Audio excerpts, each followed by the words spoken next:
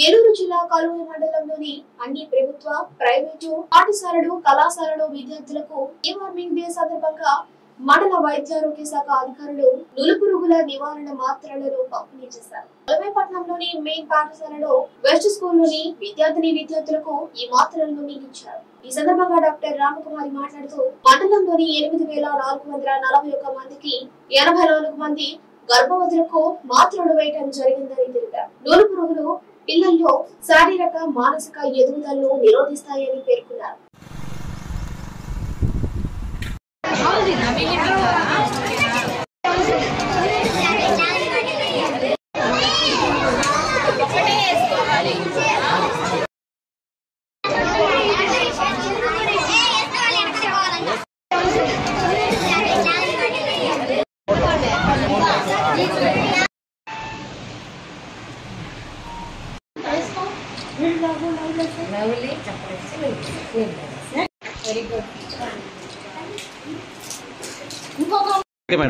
అందరికీ నమస్కారం. నేను కలువై మండల వైద్యాధికారి డాక్టర్ రామకుమారి. ఈరోజు జాతీయ నులిపురుగుల నిర్మూలన దినోత్సవం సందర్భంగా కలువై మండలం మొత్తం మీద 1 నుంచి 19 సంవత్సరాల వయసు ఉన్న పిల్లలకు ఆల్బెండజోల్ టాబ్లెట్ అనేది ఇవ్వడం జరిగింది. మొత్తం మీద 8,440 మంది వరకు వేసుకున్నారు ఈరోజు.